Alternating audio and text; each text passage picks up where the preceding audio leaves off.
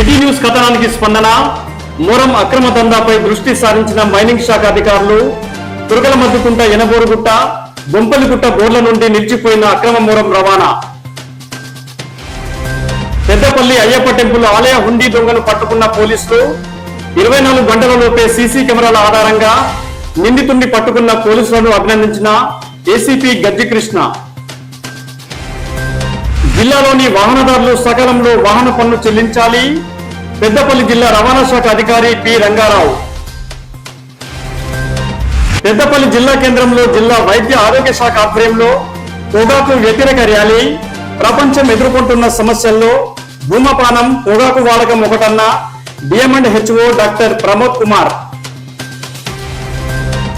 జూలపల్లి మండల కేంద్రంలో అంగరంగ వైభవంగా శ్రీ వీరప్ప కామరాతి కళ్యాణ మహోత్సవం పాల్గొని ప్రత్యేక పూజలు నిర్వహించిన పెద్దపల్లి ఎమ్మెల్యే చింతకుంట విజయ రమణారావు. జిల్లాలో నకిలీ విత్తనాల నియంత్రణకు జిల్లా స్థాయి టాస్క్ ఫోర్స్ బృందం ఏర్పాటు చేయడం జరిగింది. ఫేస్ టు ఫేస్ లో పెద్దపల్లి జిల్లా వ్యవసాయ అధికారి ఆదిరెడ్డి వెల్లడి.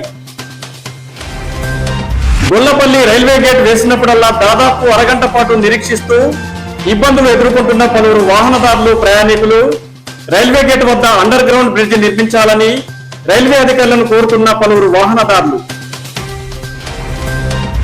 అప్పనపేట పిఎస్ఎస్ పరిధిలోని 17 సెంటర్లలో ఇంతవరకు 2907 మంది రైతుల నుండి 2,08,700 క్వింటాల ధాన్యాన్ని కొనుగోలు చేసినట్లు తెలిపిన పిఎస్ఎస్ కార్యదర్శి గట్టి తిరుపతి. పెద్దపంపూర్ గ్రామంలో అంగరంగ వైభవంగా హనుమాన్ శోభాయాత్ర.